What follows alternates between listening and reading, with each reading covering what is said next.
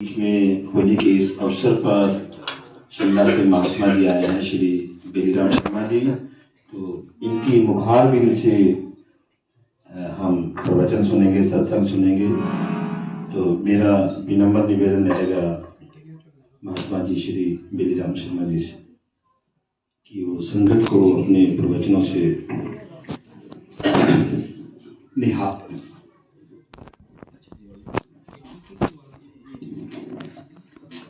बोलिए जयकारा, बोलो मेरे श्री सतगुरु महाराज की जय। सभी के हाथ खड़े होने चाहिए। बोलिए जयकारा, बोलो मेरे श्री सतगुरु महाराज की जय। बोलो श्री परमहंस दयाल जी महाराज की जय। बोलो नगली निवासी सतगुरु भगवान की जय। बोलो माला वाले सतगुरु महाराज की जय। बोलो सारे संतन समाज की जय। बोलो सारी संगत की जय। बोलो साचे दरबार की जय। बोलो अपने अपने महाराज की जय। सभी अपने मन को एकाग्र करके इन घड़ियों का लाभ उठाने के लिए जो हमने समय निकाला है, तो सभी ध्यान में रखें। थोड़ी देर का सत्संग होता है और ये घड़ियाँ हमारी स्वर्णिम अक्षरों में लिखी जाती हैं, जो जीवन की हमारी असली कमाई है। तो इसलिए सभी अपना मन, जो संसार माया और काल में हम चले रहते हैं, उसे निकाल कर अभी गुरु महाराज जी की चरण में लगाएं।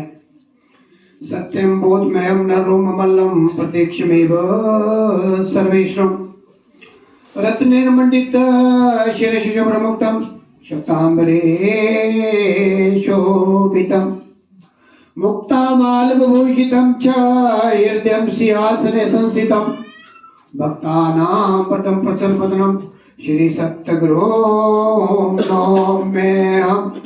श्री सतगुरु नौम्यहम्।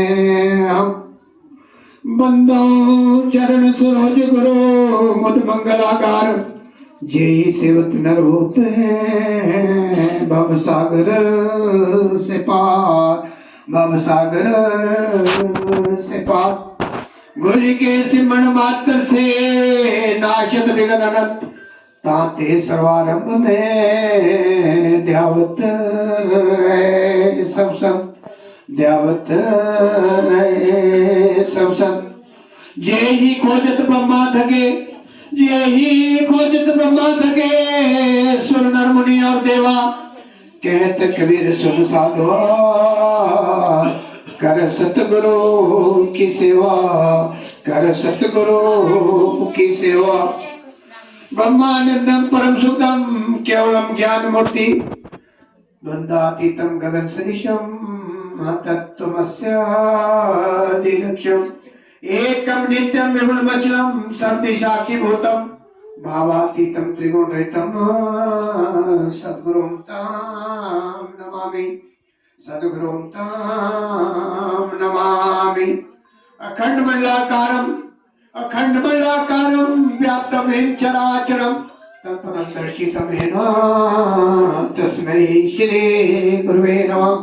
तस्मै श्री गुरुवे नमः। गुरु ब्रह्मा गुरु विष्णु गुरुर्देवो महेश्वरा, गुरुर् साक्षात् परब्रह्म तस्मै श्री गुरुवे नमः। तस्मै श्री गुरुवे नमः। तुमेव माता च पिता तुमेव बंधु च सखा तुमेव विद्या द्रविणं तुमेव सर्वं मम देव देव।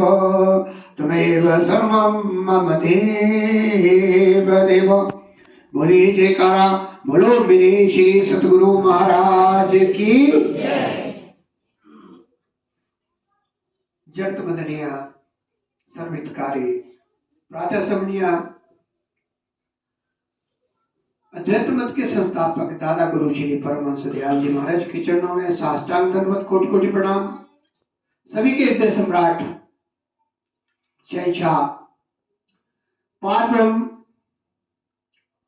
नगली निवासी सतगुरु भगवान जी के चरणों में साष्टांग दंडवत कोटि कोटि प्रणाम।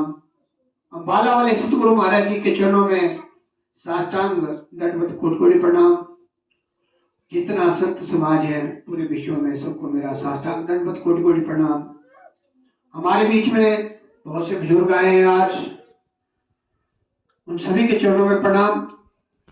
जहां जहां से जिस भाव से यहाँ पहुंचे हैं, माताएं, बहनें, बच्चे, बुजुर्ग, साथ में हमारे हेड साहब जो आप सभी के बीच में तत्पर रहते हैं, सारे काम छोड़कर साथ में नौकरी करते हैं। तो ये कॉम्बिनेशन हमारा बना हुआ है और बना रहना चाहिए, क्योंकि सत्य क्या है, असत्य क्या है, इसका ज्ञान आपको सत्संग में मिलेगा। बाकी दुनिया में कहीं भी चले जाओ, ये सारा जो पसारा है ये काल और माया का है। हम काल की जेल में बंद हैं, माया हमारे ऊपर हावी है, हम सब कुछ भूल जाते हैं। आप देखेंगे जब कोई डेथ होती है, थोड़ी देर के लिए वैराग्य आ जाता है, हम भूल जाते हैं कि क्या है जीवन। ऐसे ही जब एक्सीडेंट होता है, हम कभी अस्पताल में चले जाते हैं मरीज को देखने, हालात देखकर हमें फिर वैराग्य आ जाता है कि संसार क्या है, कुछ भी नहीं है। और तीसरा जो है, हम सत्संग में बैठे हैं, जो अपना ध्यान एकाग्र करके गुरु महाराज की चरण में बैठे हैं, तो इसमें हम संसार काल और माया के बंधन से बाहर हैं। और हमने इस संसार से जो बंधन को छुड़ा के मुक्ति पानी है, उसका जो हमारे को रास्ता मिलेगा, गुरु महाराज जी पहले मिल चुके हैं, जिन्हें नहीं मिले उन्हें मिल जाने चाहिए। क्योंकि जो शब्द सारे तत्व है पूरे संसार, जिसमें पूरा संसार चल रहा है, ब्रह्मा विष्णु शिव में सभी इस नाम को जपते हैं। जब तक हमें इसका आत्मबोध नहीं हुआ कि जल बिच मीन प्यासी, मुझे देख कर आवे हंसी, आत्म ज्ञान बिना सब सुना, चाहे मथुरा जाओ चाहे काशी। हम भाग रहे हैं कुंभ में, हरिद्वार में, पता नहीं कहां कहां, चार धाम करके आते हैं, अहंकार कम था और बढ़ जाता है। लेकिन असली ज्ञान जो हमारे अंदर है, उससे हम बिल्कुल अनभिज्ञ हैं। और इसका जो हमारे को जो मिलता है वो केवल संत महापुरुषों की चरण क्षण में मिलता है।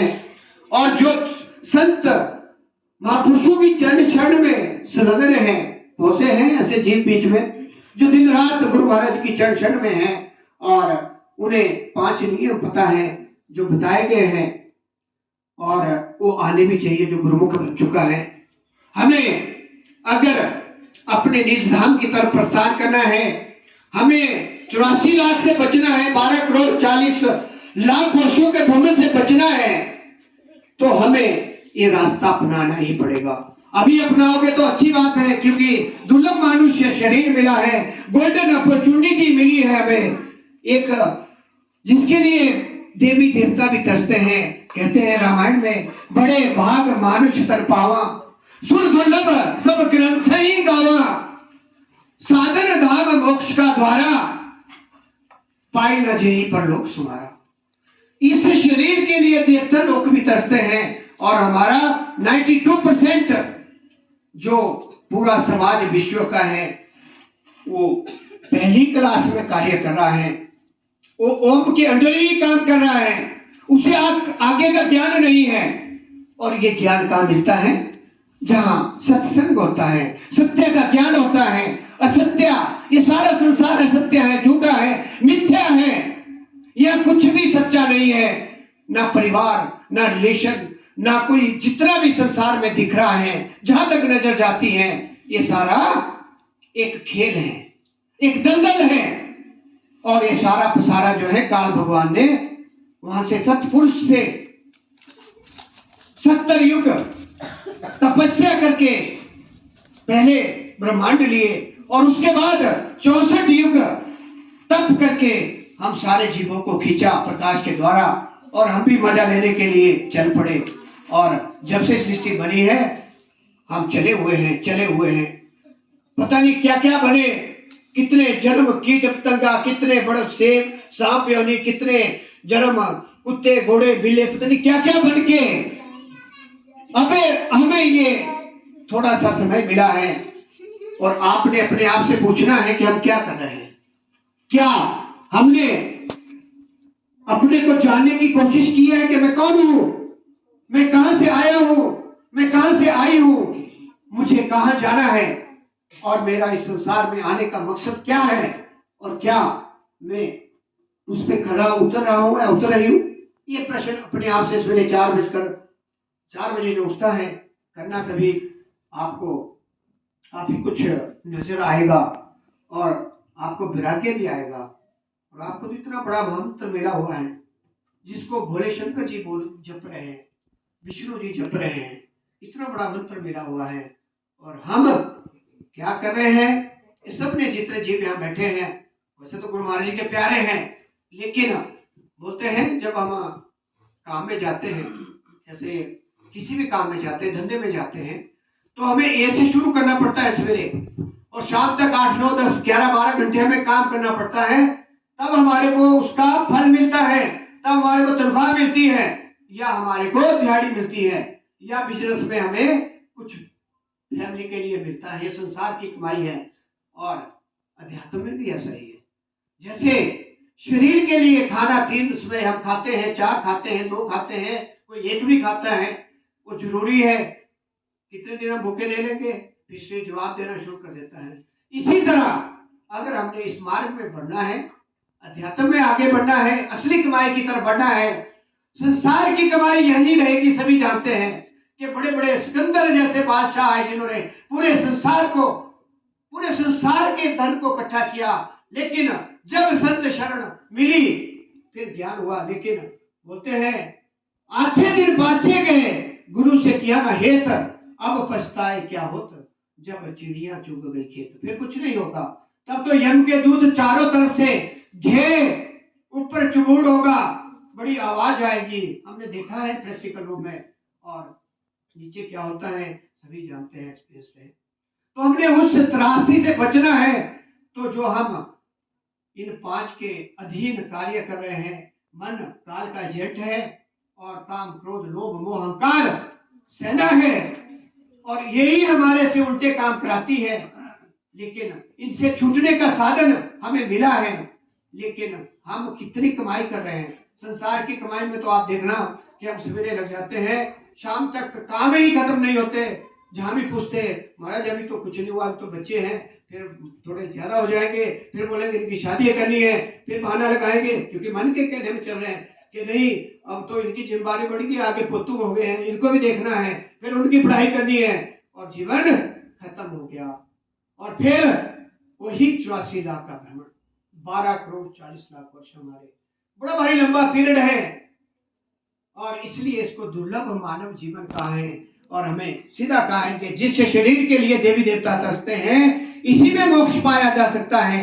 बाकी योनियों में नाम नहीं जप सकते, भक्ति नहीं कर सकते, केवल खा पी सकते हैं और दूसरी चीजें पा सकते हैं। इसलिए ये जो मनुष्य जीवन है, इसको बहुत दुर्लभ कहा गया है।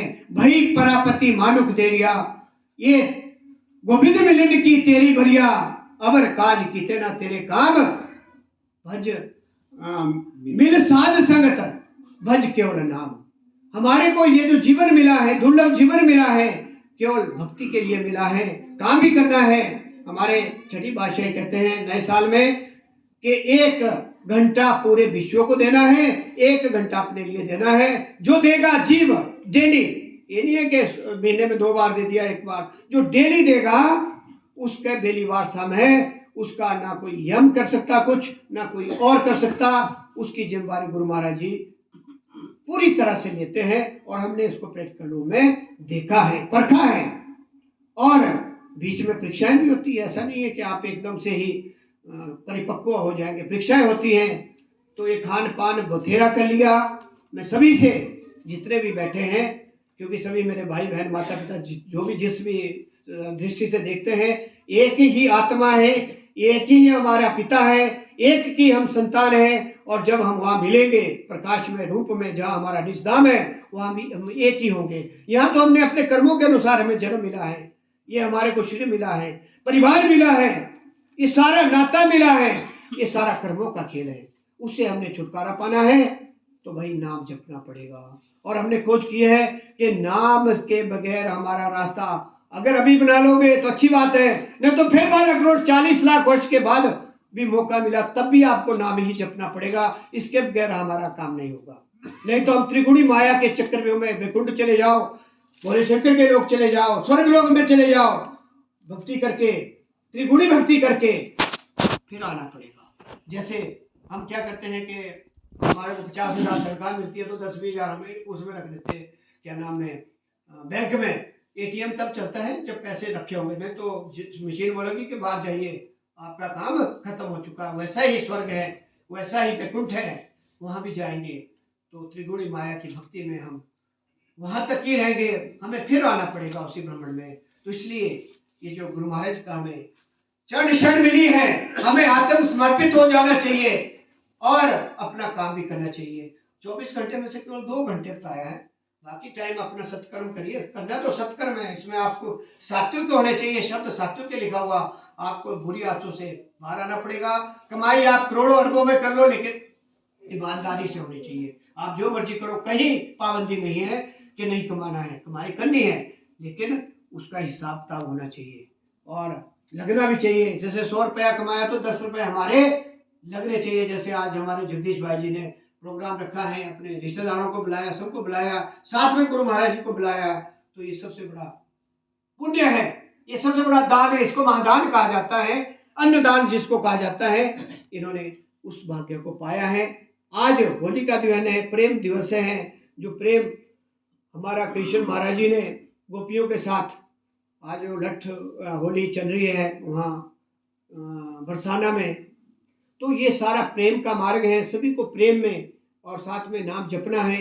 नाम जपते जपते जो नाम जपेगा, मैंने प्रैक्टिकल रूप में देखा है, जिन्होंने नाम जपा है उन्होंने उस पद को पाया है जहाँ मतलब जो है हमारे बोलते हैं ना गॉड, यहाँ बोलते हैं गॉड, भगवान पिता परमेश्वर, उस गद्दी को उन्होंने नाम जप कर ही पाया है। चाहे वो कोई भी संसार में आया है, आना मनुष्य के रूप में ही पड़ेगा, क्योंकि एक काल की नगरी है, काल का देश है, यहाँ उसके बगैर नहीं आया जाता। जो महापुरुष लोग आते हैं, आते सतखंड से हैं, लेकिन आते हैं चोला जैसे हम आए हैं और हमें जगाते हैं। अगर जो जाग जाता है वो खट जाता है, जो नहीं जागता। देखो जब कबीर जी का समय था, लिखा आया है कि 70 लाख जीवों को नामदान दिया गया। 70 लाख। अब तो आज के तो अभी हालांकि हमारे जो इस मिशन में मेरे हिसाब से 30 करोड़ के करीब हमारे गुरुमुख बन चुके हैं अब तक, 30-35 करोड़ के करीब। लेकिन उस टाइम जनसंख्या कम होती थी, समय कुछ और था, दौर दूसरा था। 70 लाख में से केवल 700 लोग अपने घर पहुंचे, केवल 700। देखना, इस भूल में रहो कि हम नामी बन गए, हमारा कल्याण हो जाएगा। कमाई करनी पड़ेगी। जैसे संसार की कमाई आप पूरे तन मन धन से लगे होते हैं, उसी तरह नाम की कमाई करनी पड़ेगी। जो नाम की कमाई करेगा और गुरु महाराज जी को अपना समझेगा कि मेरा मुझ में कुछ नहीं, जो कुछ सो तेरा, तेरा तुझको सौंप दिया, क्या लागे मेरा। ना मैं कुछ कर सकूं, ना करने जोग, जो दिया आपने आप ही करने जोग, पिताजी आप ही करने जोग। जिसने इस विधि को अपनाया उसका कार्य मैं कह रहा हूँ 101%। आप जो इधर उधर घूमते हैं, भाई ग्रह ने मारा, मार्केश ने मारा, फलाने ने मारा, ये उसने कर दिया, कुछ नहीं होगा। जो नाम जपेगा 1 घंटा डेली कम से कम, उसकी मैं जिम्मेदारी लेता हूँ, मैं बैठा हूँ यहाँ, उसको अगर कोई चीज बाहर की छू भी जाएगी, मैं गारंटी लेता हूँ इस बात की। हमने इसको प्रैक्टिकल रूप में देखा है, कोई चीज नहीं आ सकती आपके नजदीक। लेकिन हम क्या है कि हम उलझे हुए हैं, हमारा जो है कई नामों में पाँव है, वो तो डूबेगी डूबेगी। एक सादे सब सदे, सब सादे सब जाए। हम क्या है, चारों तरफ घूमे हुए हैं। आप अपने से प्रश्न करना, मुझसे नहीं, ये गुरु महाराज जी बोल रहे हैं, मैं नहीं बोल रहा हूँ। जो शब्द निकले गुरु महाराज जी के हैं कि अपने से प्रश्न करना है कि हम क्या क्या कर रहे हैं, दिनचर्या में क्या क्या कर रहे हैं, ये अपने से प्रश्न करने हैं। जब आप एक के हो जाओगे, ये हमारा नाम, ये जो हमारे मिशन का नाम ही अद्वैत मत है। पूरे संसार में सबसे बड़ा दरबार है। आप खोज कर लेना पूरे विश्व की, आजकल गूगल गुरु बना है कि सबसे बड़ा दरबार संसार का हमारा दरबार है। और जो हमारे पिता परमेश्वर नंगली निवासी भगवान है, इस साकार रूप में विराजमान है। इनके अपने शब्द है, आप अपने स्वरूप दर्शन को पढ़िए, उसमें सब कुछ है, सारा कुछ बताया है कि त्रिगुणी माया, कि कैसे कैसे हमने आगे निकलना है, हम क्या कैसे मतलब हमने आगे बढ़ना है, और मैं कैसे लोगों का मतलब जितने भी जीवों का कल्याण करूंगा। उन्होंने अपने मुखार बिंदु से शब्द कहे हुए हैं। तो साकार रूप में जब मानोगे तभी बात बनेगी। अगर हम दूसरी भक्ति में लगे रहेंगे तो फिर ना रास्ता यहाँ का मिलेगा ना वहाँ का मिलेगा, वैसे खाली हाथ आए खाली जाएंगे। और फिर हमारे को गरुड़ पुराण के अनुसार 136 प्रकार के नरकों से गुजरना पड़ेगा, और उनका बनाया हुआ जो नियम है उससे गुजरना पड़ेगा। उनमें पाप और पुण्य का हिसाब किताब करना पड़ेगा अगर मनमुख रहे तो। इसलिए बोलते हैं कि निगुरा मुझे ना मिले, निगुरा मुझे ना मिले, पापी मिले हजार, एक निगुरे के सिर पर लाखों पापियों का भार। कितनी बड़ी गाल दी है महापुरुषों ने। तो इसलिए निगुरा नहीं रहना। मैं एक अपने नगली निवासी भगवान जी का ही एक प्रसंग होली के उपलक्ष्य में, कि पहले तो मैं सभी को होली की बहुत बहुत मुबारकबाद देते हुए कि सभी को अच्छा अच्छा रंग लगे, गुरु महाराज जी का रंग ऐसा चढ़े कि हम अपने असली उद्देश्य की तरफ बढ़े सभी।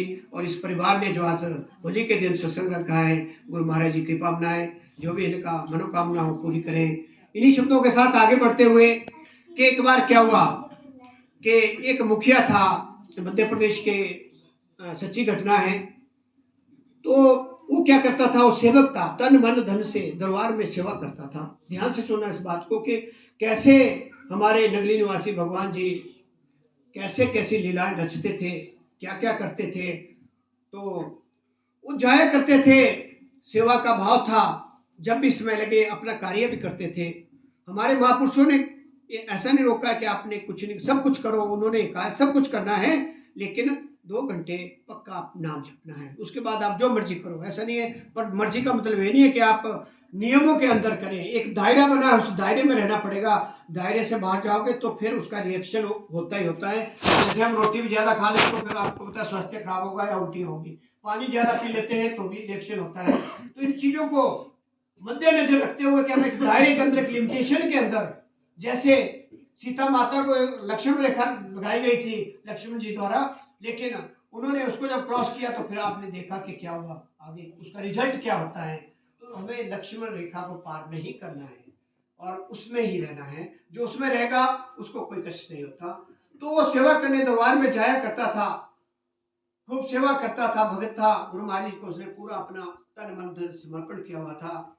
तो कभी कभी ऐसा होता है कि भगवान और भक्त में आपस में एक ऐसा रिलेशन होता है कि जैसे दोनों बराबर के होते हैं, एक दूसरे में प्रेम भक्ति होती है। तो उनके मन में चलता रहता था कि गुरु महाराज जी कभी हमारी कुटिया में आए, हमारे घर में आए।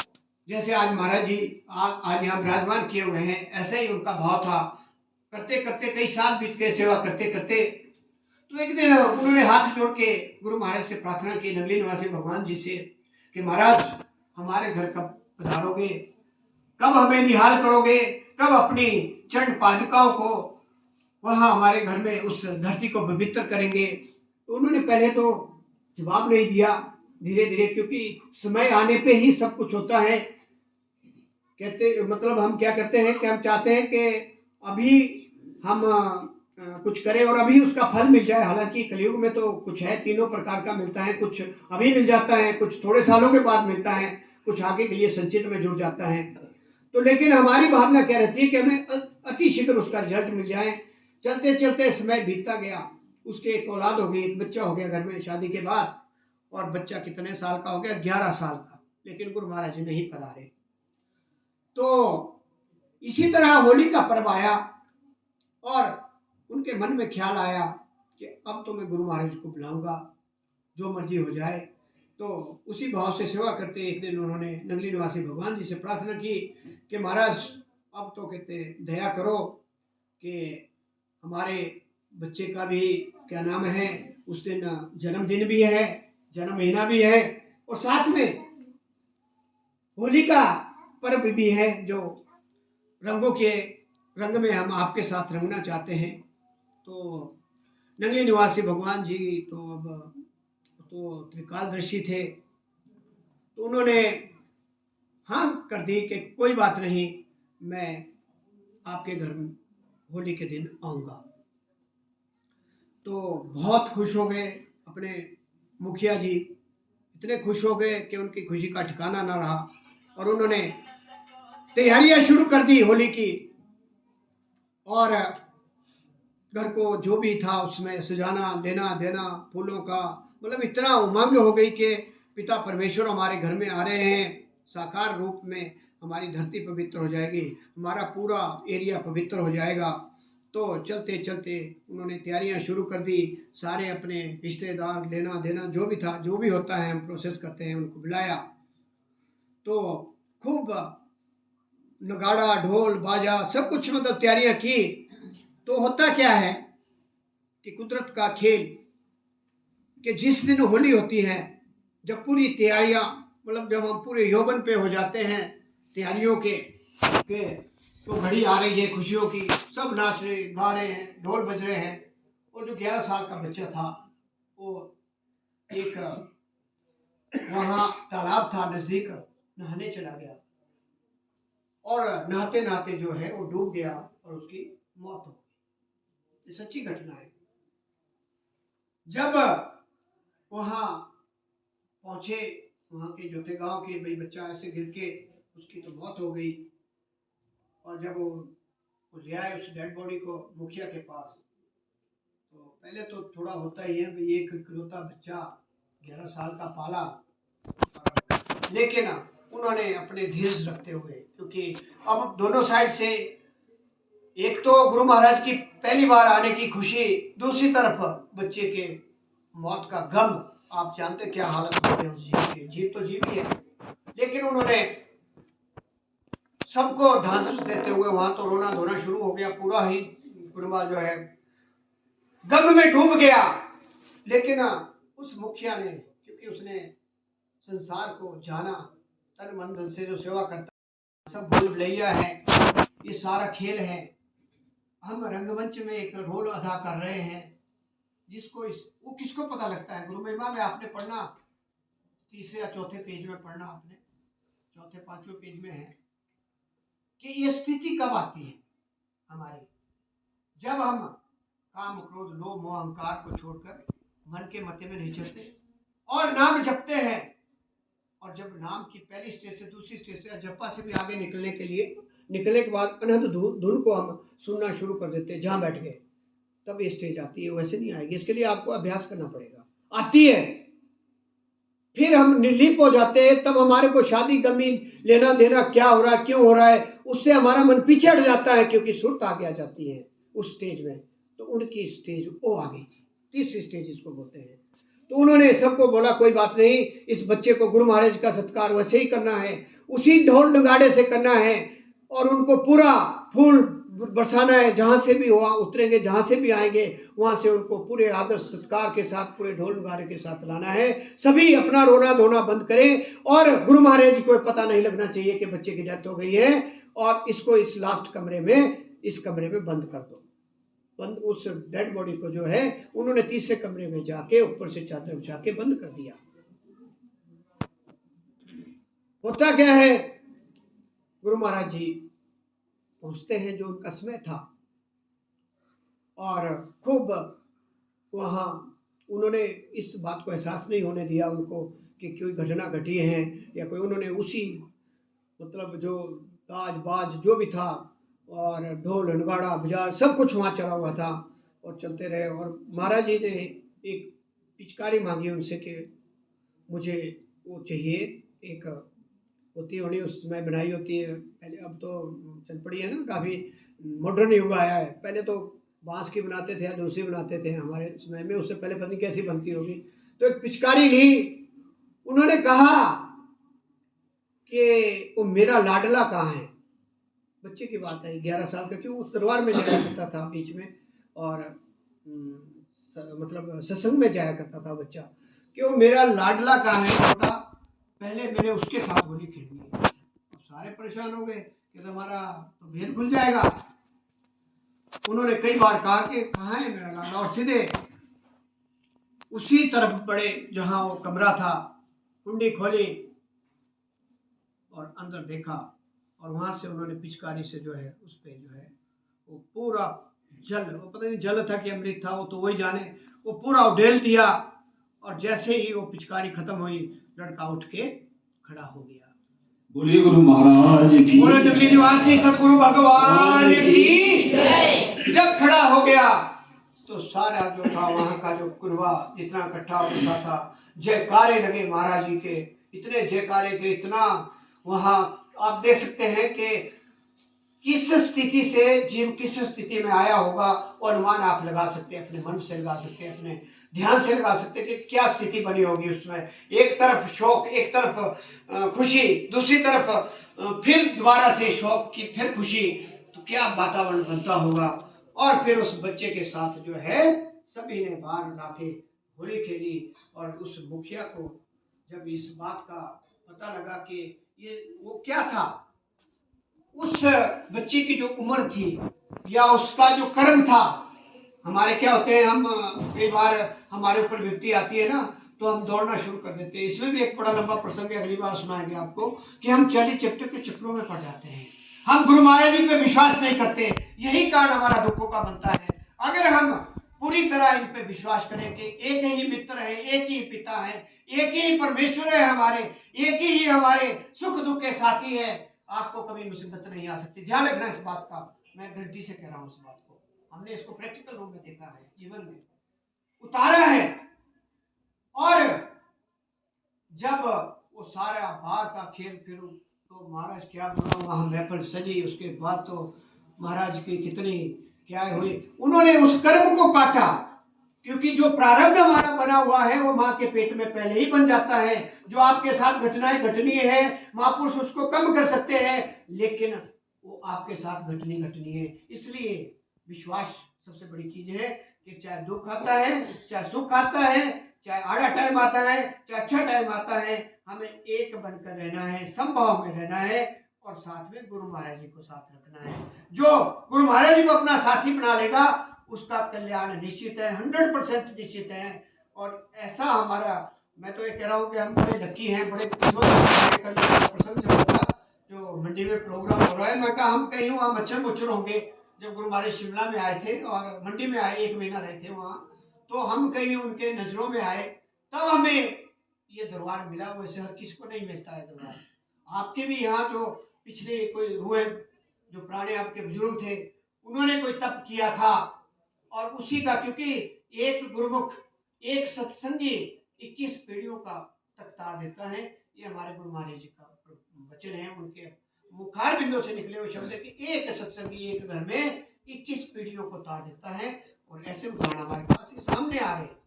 आप ये नहीं समझना कि आपको ऐसे मिल गया सब कुछ, ये पिछली कमाई है, बुजुर्गों की कमाई है, महापुरुषों की कमाई है। इस धरती में उनके पांव पड़े हैं, तब जाके आप ऐसे बैठे हैं। नहीं तो आज कलयुग के पास 1 सेकंड का टाइम नहीं है। आप किसी के पास जाओ, वो बोलेगा मेरे पास भाई टाइम नहीं है। चाहे घर में जाओ, चाहे घास काटने वाले को पास जाओ, चाहे बकरियां चराने वाले के पास जाओ, चाहे किसी और के पास जाओ, सब बोलेंगे महाराज मेरे पास टाइम नहीं है। लेकिन आपके पास टाइम मिला है, आप इसका पूरा लाभ उठा रहे हैं। पूरे क्षेत्र में हलचल मची हुई है सत्संग की। तो फिर उसके बाद क्या हुआ जी, वहाँ उन्होंने आशीर्वाद दिया, होली खेली, होली के रंग खेले महाराज जी ने सबके साथ, और उनको निहाल कर दिया, पूरे कुनबे को उन्होंने निहाल कर दिया। और उनको आशीर्वाद देने के बाद उस होली के रंग को चढ़ा के वो अपने नगरी को वापिस हो गए। तो इस तरह से अगर हम पूरी तरह से अपने को इन पे समर्पित कर देते हैं और महापुरुषों की चरण शरण में रहते हुए हम नाम का जाप करते हैं, साथ में हम जो नाम लेकर जो मनमुख हैं गुरुमुख बनकर अपना अगर काम कर लेते हैं, तो सबसे बड़ी बात है जो सही चलेगा उसको मनुष्य जीवन पक्का गारंटीड है। अगले क्या में, अगले जन्म में वो यम की त्रासदी में नहीं जाएगा, उसको यमदूत लेने नहीं आएंगे। और जो गुरुमुख मनमुख होगा उसको प्रकृति का प्रोसेस, त्रिगुणी माया का उसको करना पड़ेगा। इसलिए हमें इस ये जो सत्संग मिलता है, सत्संग की घड़ियां मिलती हैं कि बिनु सत्संग विवेक ना हुई, राम कृपा बिनु सुन न सोई। सत्संग में जाइए तज माया अभिमान, जितने जितने पग धरती धरे कोटि नियम समान। तो आपके कोटि करोड़ों करोड़ों जो योगों के बराबर आपके पुण्य बन रहे हैं, आपकी कमाई हो रही है। यही असली कमाई है। संसार की कमाई आपकी कितनी भी हम कमा लेंगे आपके साथ सुई भी नहीं जाएगी। इसलिए हमने असली कमाई को करना है। जो हमें ये जीवन मिला है, दुर्लभ जीवन जिसको कहा है महापुरुषों ने, सबने जाना तो हमने सबने है। देख लो जिसकी 50 से ऊपर हो गई है, कितना समय बचा है। मान लो 30 साल 80 के हम मैक्सिमम ले रहे, तो 30 में से 15 सोने में चले गए, 15 बच गए। 15 में से हमने कितना काम करना है और कितनी कमाई करनी है, आपने अपने आप से पूछना है। इसलिए जो 60 से ऊपर है उसको कम से कम 4 घंटे अभ्यास करना चाहिए, और जो 60 से थोड़ा नीचे है उनको 3 घंटे 2.5 घंटे पक्का करना चाहिए, क्योंकि समय थोड़ा है। कहता हूँ कहीं जातू क्या बजाऊं ढोल, श्वासा खाली जाते हैं 3 लोग का मोल। नहीं तो हमारी 3 लोग की हम अगर पूंजी भी अपने पास रख लें तो भी हमारा काम नहीं बनेगा। तो मुझे इतनी इजाजत गुरु महाराज जी ने दी थी, तो मैं अब अपनी वाणी को विराम करते हुए, आप सभी का धन्यवाद करते हुए, इस परिवार का धन्यवाद करते हुए, सभी को होली की बहुत बहुत बधाई देते हुए अपनी वाणी को विराम देता हूँ कि जीवन बहुत थोड़ा है। अभी आपने भजन भी सुना कि बड़े बड़े राजे आए, कुछ नहीं लेके गए। बड़े बड़े यहाँ प्रजापति आए, कुछ नहीं लेके गए। तो हमने भी कुछ लेके नहीं जाना है, खाली आता है, खाली आ जाना है। तो अच्छी कमाई करनी है, और इस कमाई का कभी अंत नहीं हो सकता, ना चोर छोड़ सकता, ना कोई दूसरा लूट सकता। ये कमाई आपकी अपनी है। जो अभ्यास करेंगे वो हट जाएंगे, और जो नहीं करेंगे वो मैंने बता दिया है कि प्रोसेस क्या है। तो मैं ज्यादा समय ना लेता हुआ, आप ध्यान रहे कि तुलसी बाबा कहते हैं एक घड़ी आदि आदि से पुनियाद, तुलसी संगत साथ की हरे कोटि अपराध। तो आपके समय आपने जितना भी समय दिया, जब घर से चले और यहाँ जब तक आप रहेंगे, लंगर पानी करने के बाद जब घर पहुंचेंगे, तब तक का समय आपका स्वर्णिम अक्षरों में आपके कमाई में लिखा जाएगा। जो असली कमाई है उसमें लिखा जाएगा। एक घड़ी 24 मिनट, आधी 12 मिनट, आधी से आधी 6 मिनट। और जो 6 मिनट भी अभ्यास करता है, शब्द ऊपर और नीचे मैंने बताया कि 7 करोड़ की बंदगी 10 सेकंड में होती है। जो करेगा 6 मिनट, उसके 60,000 पाप होते हैं हमारे मनसा वचना और कर्मणा से। जो कुछ भी, जो सच्चा बंदा उसके, बाकियों को तो पता नहीं करोड़ों में जाते हैं। तो अगर 6 मिनट और डेली भी लगाता है तो उसके मतलब 24 घंटे के पाप साफ हो जाते हैं। 12 करता है तो उसकी संचित कर्मों का ढेर धीरे धीरे साफ होता है। 24 मिनट करता है तो फिर आगे, 2.5 घंटे करता है तो उसके आगे। जैसे बोलते हैं कि जब नाम हृदय धरा भया पाप का नाश, जैसे चिनकी आग की पड़ी पुरानी घास। जैसे चिनकी लगाने से पूरा भस्म हो जाता है। जब नाम अंदर हम उसका प्रोसेस करते हैं तो अंदर के जो विकार है उसका भी भस्म हो जाता है। तो बोलिए जयकारा, बोल मेरे श्री सतगुरु महाराज की जय, बोलो श्री परमहंस दयाल जी महाराज की, बोलो नगली निवासी सतगुरु भगवान की, बोलो बाला वाले सतगुरु महाराज की, बोलो सारे संतन समाज की, बोलो आनंद कंद भगवान की, बोलो सारे संतन समाज की, बोलो सारी संगत की, बोलो आज के आनंद की, बोलो अपने अपने महाराज की, बोलो साचे दरबार की। सर्वे भवन्तु सुखिना, सर्वे सन्तु निरामया, सर्वे भद्राणि पश्यन्तु मा कश्चित् दुःख भाग् भवेत्। ओम शांति, ओम शांति, ओम।